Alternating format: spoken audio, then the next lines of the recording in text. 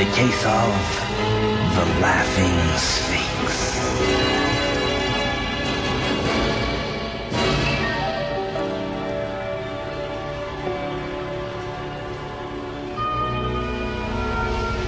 The full moon hung silently in the late-night sky as a cool breeze swept through the grounds of the Gotham City Circus. The last show was over, and all the members of the circus were asleep. Even the animals rested peacefully. It had been a hard day for both man and beast, and all needed a good night's rest. But inside one tent, a light still glowed brightly. Its occupant could not sleep. All he could do was sit and think and stare at the newspaper headlines.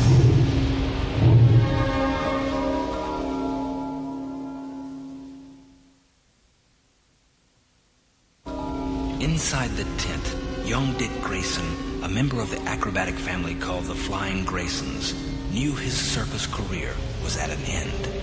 Earlier that day, there had been a mysterious accident. In the middle of their act, Dick's parents had fallen from the trapeze, and suddenly, Dick was an orphan. Now he needed time to think about what he should do. At first, Dick did not hear the strange sounds coming from outside his tent. But when the lions began roaring angrily, he was startled. He turned to listen. There was a hissing noise, like the sound of air being let out of a balloon. Then the other animals began howling and growling. Cautiously, Dick stood up and peered through the flap of his tent.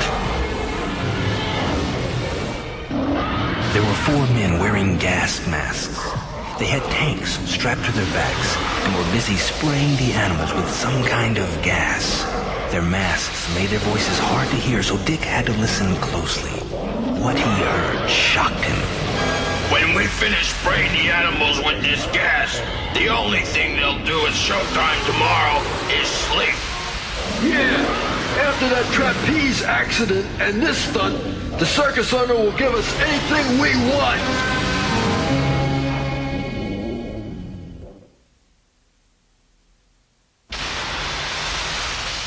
The more the young acrobat heard, the angrier he became. These men were responsible for his parents' accident. They were criminals, and they had to be brought to justice. Fearlessly, Dick darted out of his tent, surprising the sinister gang. Before they could stop him, Dick kicked one of the criminals to the ground.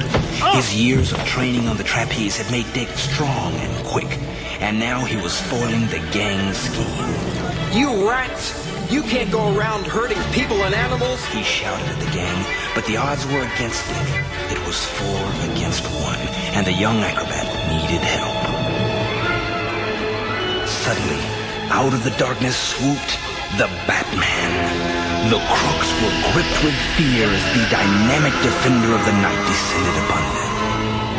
Dick could see the anger blazing in the caped crusader's eyes and was thankful for his mysterious appearance. It's time to stop you criminals once and for all. Batman! Let's get out of here. Wow! Batman! Am I glad you showed up?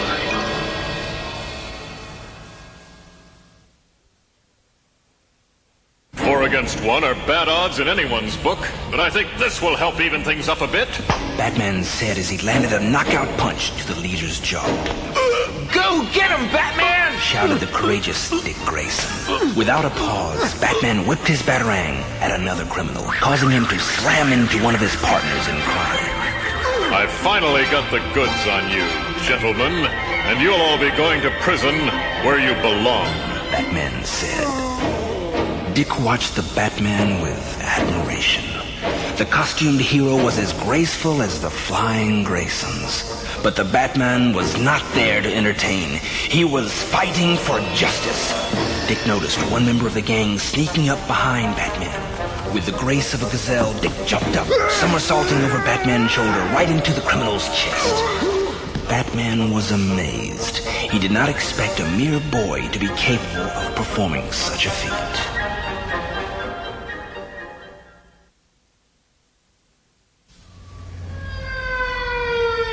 A few minutes later, the police arrived to arrest the 4 defeated criminals. Batman spoke to Dick, whose head was still spinning from all the excitement. Son, I've been tracking down that gang for a long time. They were wrecking circuses all over the country. When I heard about the trapeze accident last night, I knew this gang was responsible. I'm sorry I arrived too late to save your parents, but I wouldn't have been able to round up these criminals at all without your help. The animals will rest all day tomorrow, but they'll be all right. What about you, Dick? What are your plans now? Despite his grief, Dick could hardly conceal the excitement in his voice. I wanted justice, Batman, and thanks to you, I got it. But now, I'm all alone in the world. My parents are gone. But seeing you in action makes me want to spend the rest of my life fighting crime. Please, Batman, could I help you? All right, son. Batman replied. You deserve a chance after what you did tonight.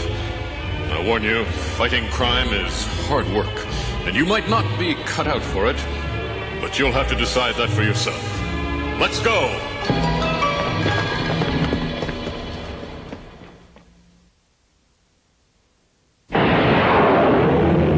Within moments, the Batman and Dick Grayson were riding along the outskirts of Gotham City in the turbo-powered Batmobile. As the cool night air swept by them, the Batman told Dick why he became a masked crime fighter. You know, Dick, Batman said, I was an orphan too. Criminals were responsible for the death of my parents when I was just a boy. I swore then to devote my life to battling criminals wherever they may be. That's why I'm giving you this opportunity. I won't disappoint you, Batman, Dick answered.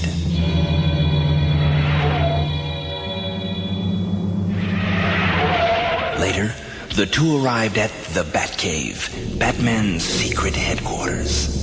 All around them were the prizes and trophies he had gathered from years of crime fighting.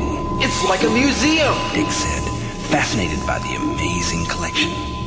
At this, Batman simply smiled and said, You'll get the chance to look over everything in the Batcave a little later. Right now, and for the next few weeks, you'll be training physically and mentally for the life you've chosen. Let's get started.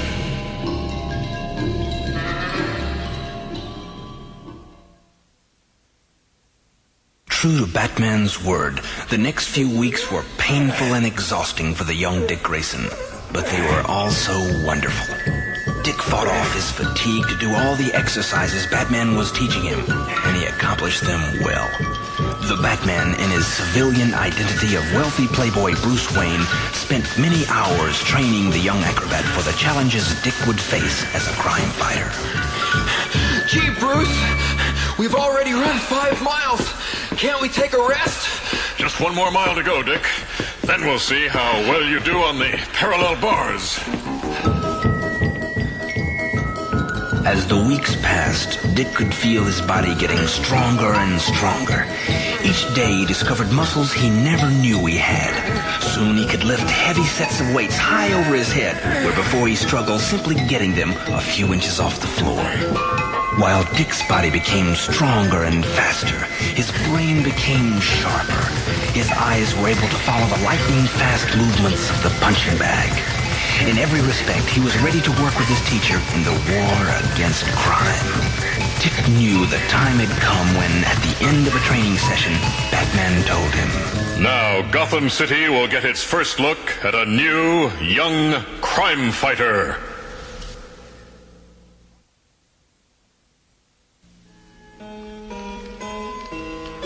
That night, Dick sat reading a magazine in the library of Wayne Manor.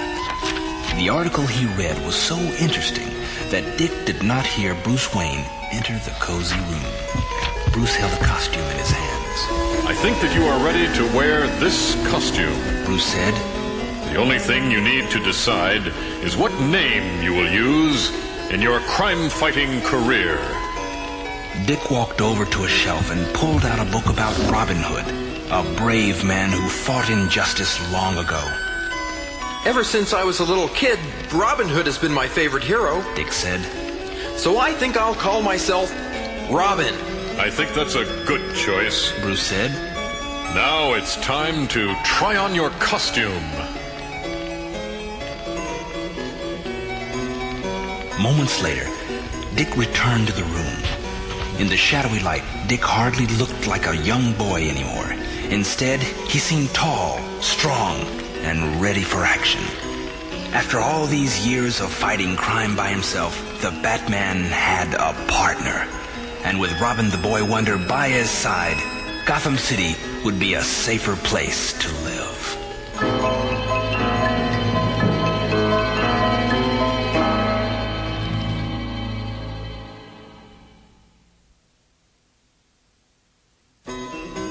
Days later, Bruce and Dick were sitting in the library when Alfred the butler walked in.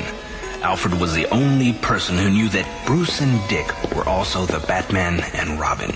Excuse me, sirs, Alfred said. The bat signal is shining in the sky. You must be wanted at police headquarters. In almost no time at all, the Batman and Robin arrived at Gotham City Police Headquarters. Commissioner Gordon stood at the top of the stairs waiting for them. What seems to be the problem? Batman said as he raced up the stairs. There's been a kidnapping, Batman, and frankly, I don't know what to do about it. Commissioner Gordon answered. He looked worried. Come inside. I'll show you what information we have.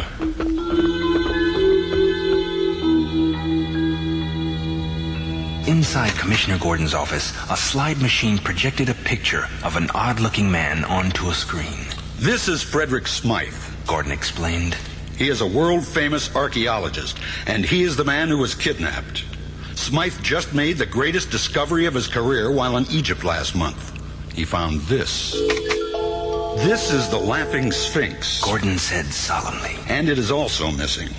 Hidden inside the Sphinx are 3 golden eggs. It's rumored that inside the eggs are the pieces of a map that will lead the owner to the greatest treasure ever imagined. Batman, you must find Smythe and the Sphinx before the eggs are smashed open and this great archaeological treasure is destroyed.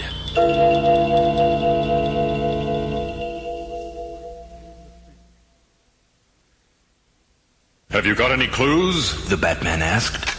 Only this. It was received in the mail this morning. Batman read the clue. You can't be an egghead to win at this game, where questions mean prizes and answers mean fame.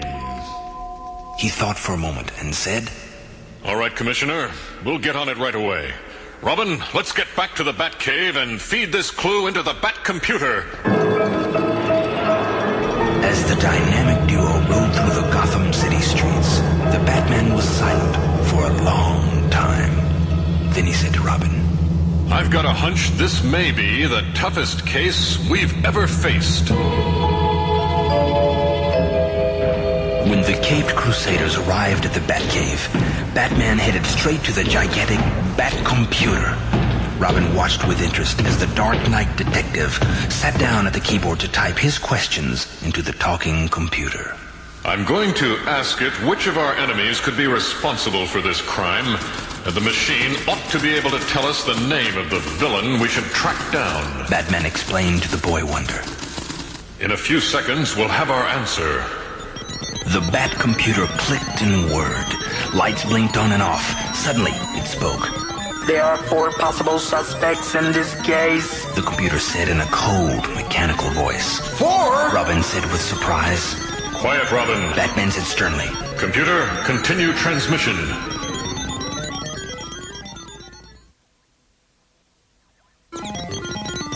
Suspect number 1, the Penguin, also known as Oswald Chesterfield Cobblepot. The Penguin uses umbrellas in his crimes.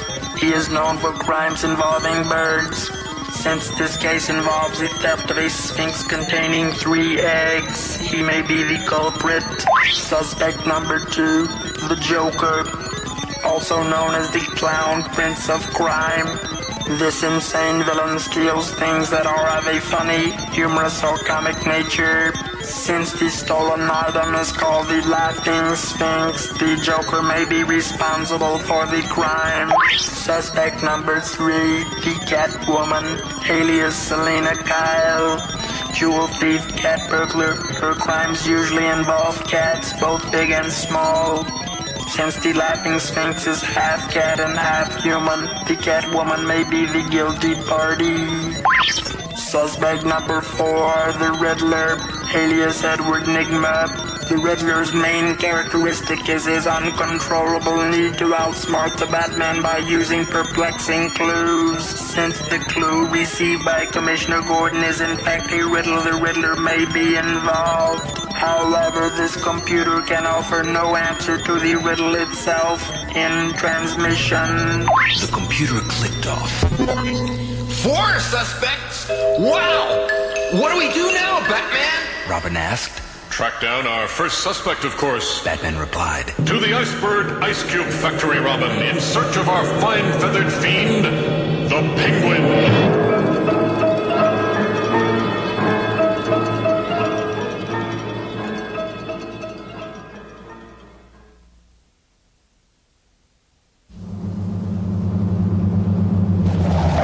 The Iceberg Ice Cube Factory.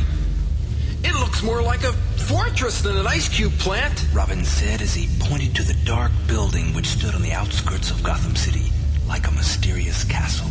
I've heard this place is the Penguin's hideout. The Batman said. It's filled with all types of booby traps to stop trespassers. We've got to be careful, Robin. The Penguin may be waiting for us. Once inside the icy warehouse, the dynamic duo used their bat flashes to find their way through the cold darkness. They searched through every inch of the frigid fortress, but found no trace of the Penguin. Just as they were ready to give up, Robin spotted something. Batman! Through this trap door! I see a light down there! Good work, Robin. Batman said as they both jumped through the hatch. Look! Robin shouted as they landed. An umbrella! That means the Penguin must be around here somewhere. But before we go looking for him, let's investigate this clue. Batman said calmly. When they walked through the lit doorway, Batman and Robin found themselves in a huge freezer room. Behind the umbrella left by the Penguin stood a huge mountain of perilously stacked ice cubes. Careful, Robin, the Batman whispered. The slightest noise might send those ice cubes toppling down on us. Without saying a word, Robin pointed at the umbrella lying in front of the ice cube mountain. Batman knelt down and read the note pinned to it. I don't know you or what you do, but I'll find out when the game is through. Another riddle, Batman whispered. And it looks like the Penguin has flown the coop. We better track down our next suspect. At that very moment, the dynamic duo were startled by the sudden appearance of none other than the Penguin.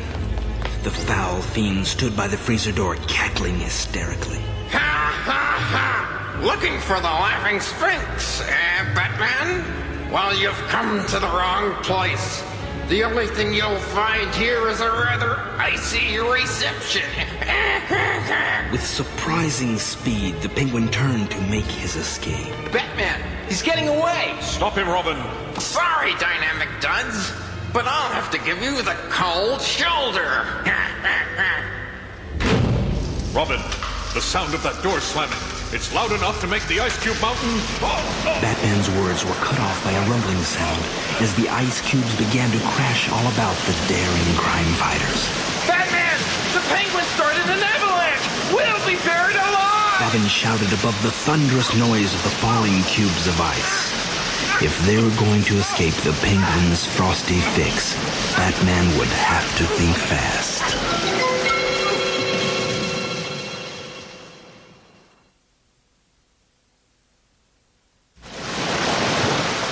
Robin, this pipe. Its freezing liquid is our only hope. With astonishing speed, the caped crusader kicked loose one of the pipes lining the freezer wall, letting out a spray of ice-cold liquid nitrogen. Then, using his insulated gloves, he bent the pipe upward to face the falling cubes. The ice actually froze in midair as the liquid nitrogen stopped the deadly cubes in their tracks. We've got to hurry before we're put on ice permanently. Soon, Batman and Robin were protected from the freezing avalanche by an umbrella of ice. This gave Batman the chance to get to a small charge of plastic explosive that he kept stored in one of the many compartments of his utility belt. Cover your face, Robin. The door is ready to blow.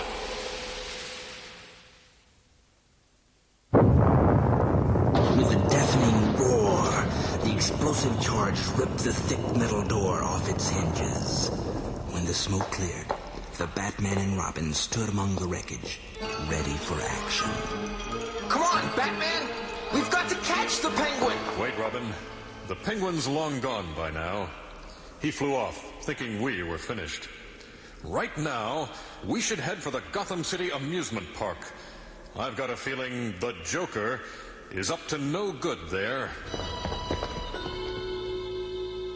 The park should be crowded tonight. We'll need our whirly bats to see what's going on. Flying high over the park, the dynamic duo noticed nothing unusual until Robin spotted a mob of people running in fear from the Tunnel of Love. Something's up! Robin shouted to Batman. People don't run out of the Tunnel of Love unless there's something terribly wrong inside. Let's go down and investigate.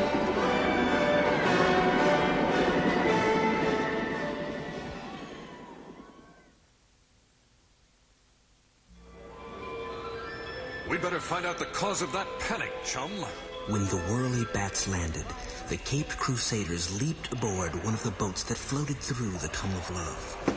As the two crime fighters drifted into the ominous cavern, they could see only a dim light coming from far inside. The boy wonder shivered, but quickly overcame his fear and rode with the Batman down the peaceful stream that led to almost certain danger. Inside the tunnel, the masked detectives saw what had caused all the fun lovers to flee the peaceful amusement park ride in panic. Along the walls of the tunnel, someone had placed lifelike statues of creatures horrible enough to frighten even the bravest adventurer.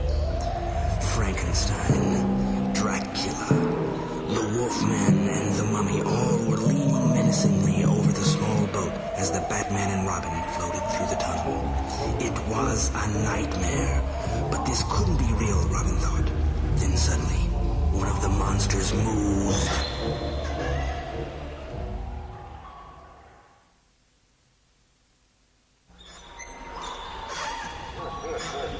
Batman!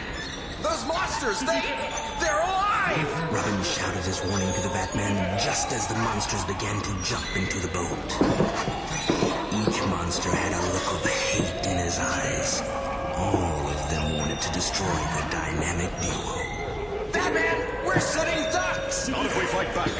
It may be 6 against 2, but remember, they're only human. That takes care of 2 of them, Robin. We're doing just fine. Tackling this mummy isn't easy, but I'll have him tied up in a second. I hope you know how to swim, you reject from a horror show. Save the joking for later, Robin. This is serious business. This is no joke, Batman. That mummy short-circuited when he hit the water. These monsters aren't human. They're robots. And I think I know how to stop them. Just push them in the water. Within moments, all that was left of the monsters were sputtering ripples in the calm water.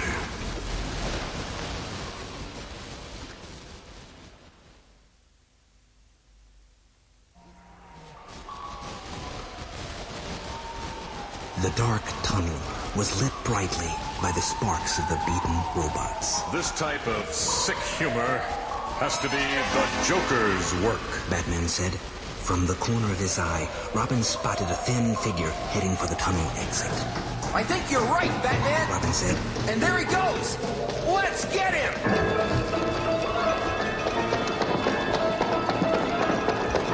Batman and Robin raced out of the tunnel, but it was already too late.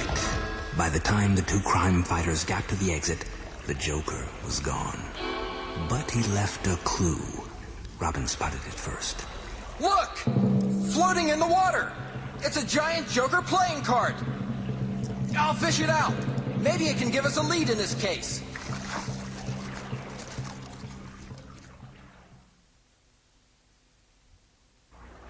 On the other side of the card was yet another mysterious riddle.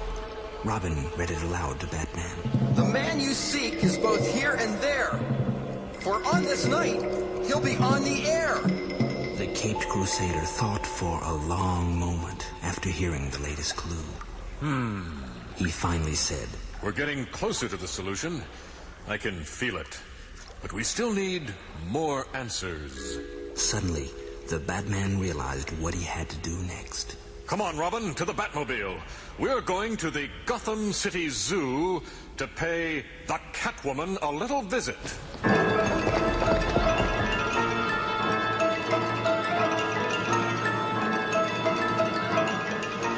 At the Gotham City Zoo, all was silent, except for the footsteps of the dynamic duo as they ran towards the lion house. When they arrived there, they found the outside cage empty. The lions were probably inside sleeping, Robin thought. But the door of the outside cage was open. Inside the cage was a lion tamer's chair and a bullwhip. On the chair was a large sheet of paper with a riddle written in a now familiar handwriting. Batman and Robin walked inside the cage to inspect the clue. Robin read it aloud. To find a man who's causing you grief, turn on the tube and get some relief.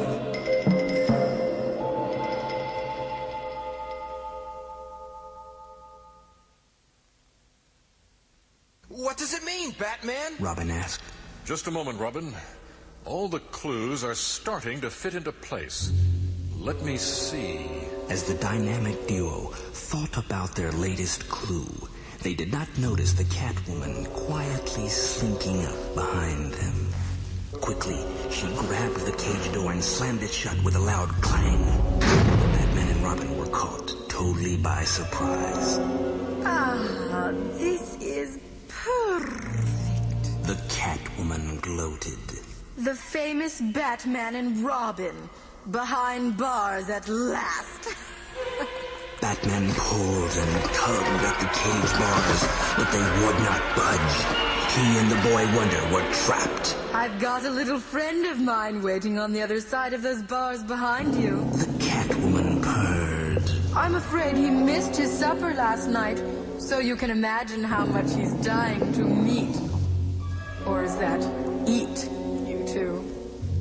I do hope you all get to know each other very well. Ta-ta, dynamic dumbos. The Catwoman said as she crept back into the darkness.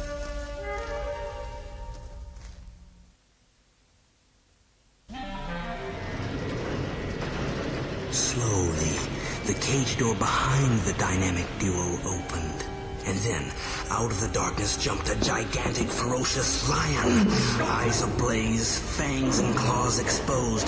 The hungry king of the jungle sprang at the startled Batman. Never before had the Dark Knight detective faced such a savage opponent. The Batman was stunned, and although he tried to move out of the lion's path, the starving beast was too fast. In seconds, it was upon him, scratching and clawing at the Batman's costume. Robin! I'm pinned down. Can't move. Can't get to my utility belt. Hang on, Batman! I'll get the situation under control! Like an experienced trainer, Robin grabbed the whip and began cracking it behind the lion. Then he gently pushed the chair against the lion's back. Angered by this interruption, the lion turned to battle the brave Boy Wonder, leaving the Batman behind.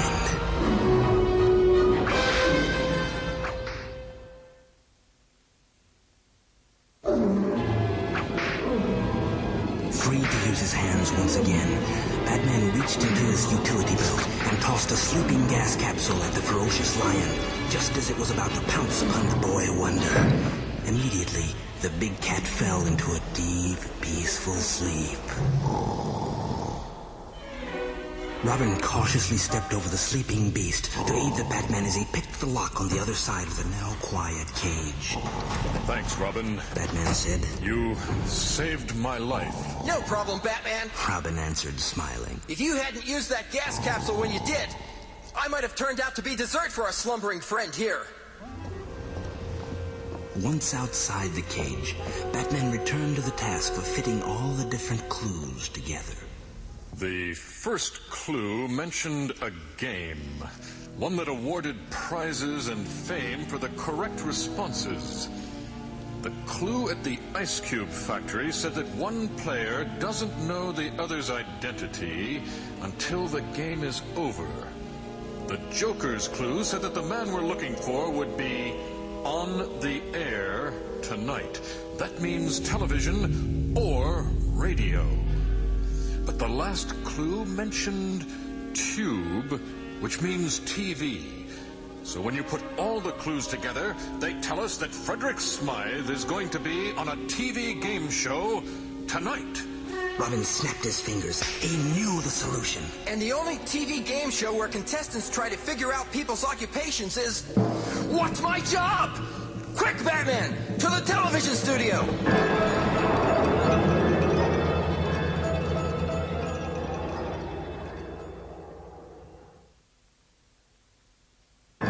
As the Batmobile raced toward the Gotham City television station, Robin switched on the TV monitor built into the Fantastic Cars dashboard. What's My Job was just beginning. The announcer was introducing the show and its host. Robin listened closely to the voice. Live from Gotham City, it's time for What's My Job? The weekly game show that asks the question, what do you do for a living? And now here's the host of our show, Edward Nygma! Batman! Robin shouted, hardly able to believe his ears and eyes. Edward Nygma's not the host of What's My Job? Edward Nygma is... Yes, I know, Robin. Batman answered calmly. Nygma is the Riddler. He's probably holding the entire staff of that TV station hostage so he can pull off this crazy stunt. Keep on listening. We've got to find out what his plan is. Good evening, ladies and gentlemen. I'm Edward Nygma, your extra special host for this edition of What's My Job? Tonight we have a very special guest because hidden among our 4 contestants is Fredrick Smythe, the missing world-famous archaeologist. Is he hidden under the mask of Horus, the Egyptian hawk god? Or Bubastes, the cat? Or Anubis, the jackal? Perhaps Amina, the ram? Well, whichever it is, we'll find out. And when we do, Mr. Smythe will watch us crack open the 3 golden eggs of his laughing Sphinx to show our nationwide audience what treasures lay within.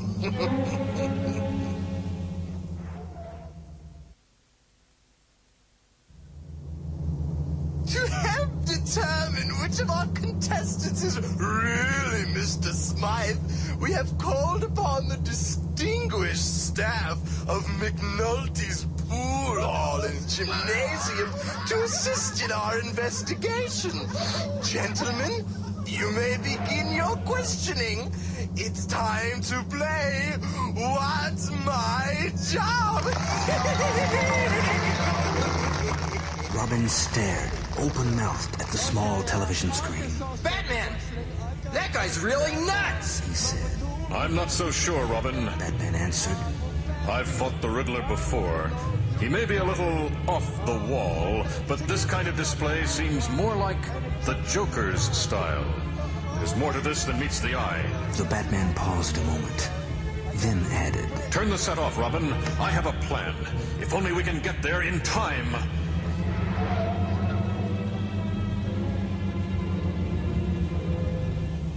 20 minutes later, What's My Job was reaching its climax.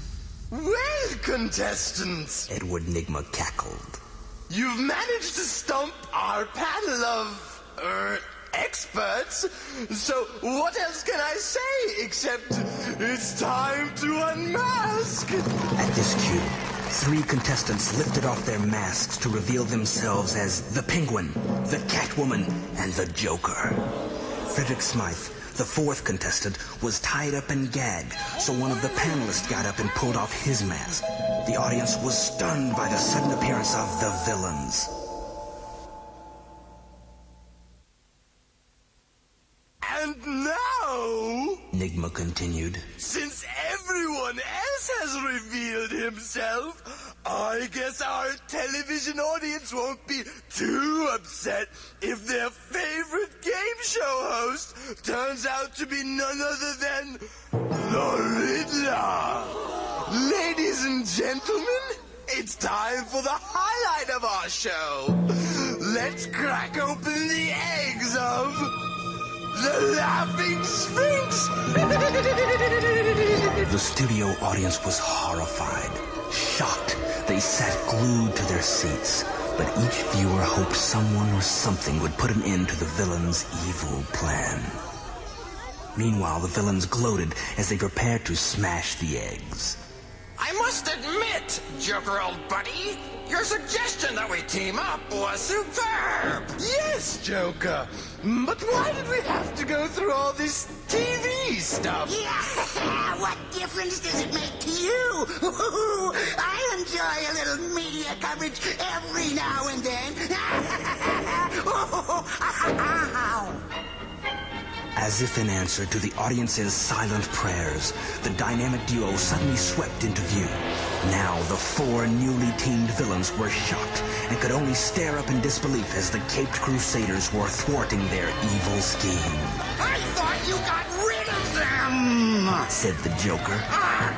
And I thought you did, answered the Penguin. I thought I finished them off, said the Catwoman. What does it matter? Groaned the Riddler. We're all done for.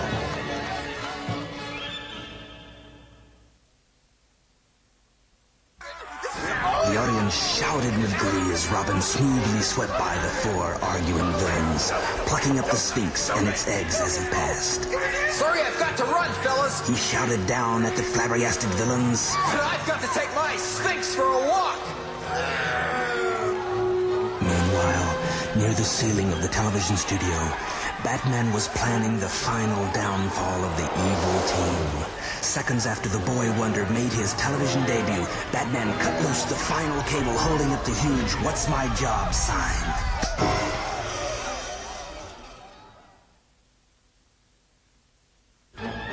With a tremendous thud, the sign crashed down around the villainous crew. The audience went wild. Give him work for me! Soon, the entire audience was chanting, "Batman! Batman!" As Batman swung down to the stage on his bat rope, the audience rose to give him a standing ovation.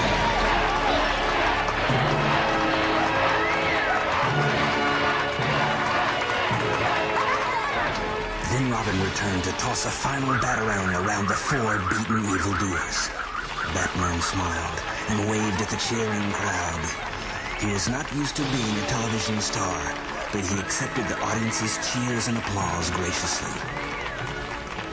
Is everything okay? He whispered to Robin. Everything's fine, Batman. Robin answered, grinning. I untied Smite, and he led me to the rest of the crew. They were locked up backstage. The Sphinx is in safe hands once again.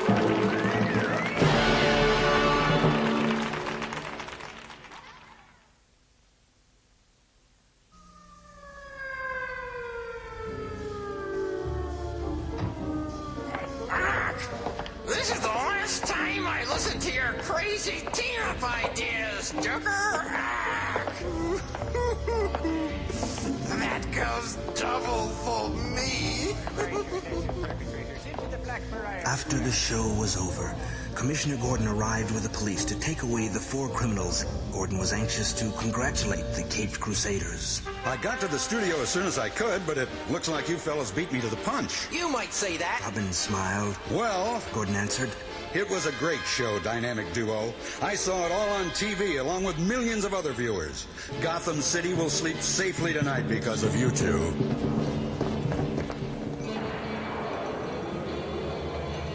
Whew, Robin said. What a job! It's all in a night's work. Batman answered. You know, we did 3 things tonight, Robin. We rescued Fredrick Smythe, and we saved the Laughing Sphinx from the clutches of 4 of our deadliest foes. What's the third thing? Robin asked. Well, Batman answered. a grin appearing on his face. We probably made What's My Job the most popular game show in television history. Oh, brother! Robin groaned. Let's go home, Batman! Robin, you just read my mind.